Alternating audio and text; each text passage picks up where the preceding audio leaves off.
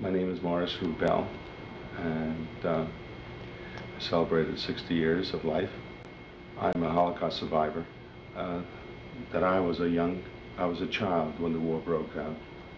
I was 9 years old. I'm from Poland, a small village, the youngest of 5 children. What village? Cottage. We had about 13 Jewish families only, and we had an inn. My parents were somewhat older than norm for having a young child like myself, because we had older sisters and brothers, and most of them were already in larger cities. Were you the youngest? I was the youngest. And the oldest was how old? Well, Mark is right now about 77, and I am, so there's 16 years, and we had a loving family. My father was a religious. We had naturally a religious home.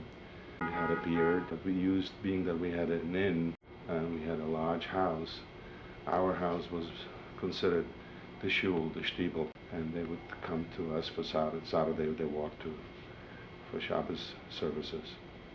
But when the war broke out in 1939, I was 9, and slowly and systematically the Germans took away little by little, and they weakened us slowly. Do you remember when the first memories, the first glimmers? I remember certain things as a child. I mean, I was bewildered and very impressed with German soldiers with polished buckles and wonderful uniforms and all that, and fear and sort of in awe and admiration. And then they started with signs. I remember they came into our house and they ransacked our property inside, and they started looking for things, and they pushed us around. Not myself, but my mother, my father. You saw it? Yes. How old were you? I was 9. They started putting up signs for Juden und Hunde, Schule verboten, which means for Jews and dogs, school is forbidden. And then they took us to a ghetto in Krasno. And that was an airport, and we worked there, and we were under heavy guard. But after a while, they separated us, and we were in a ghetto in Krasno for about a year. By that time already, my father was dead, because they tortured him. Anybody with a beard. They didn't do nice things, and he died. Did you witness it? Yes. And my mother and I and the 2 sisters were in the ghetto for about 6 months or a year. Were you living together in the ghetto? No. We were separated. The men were in one area and the women were in a separate area.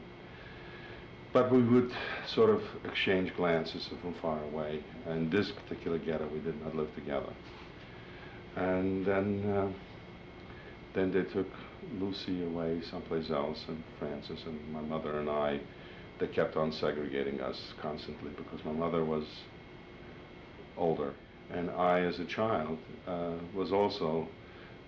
They thought we couldn't work, so they used to have segregations and constantly try to take us away. We happened to wind up once to going on the same, not a train, but on a canvas-covered trucks, and they took us to Rzeszów, which was sort of like a mini death camp.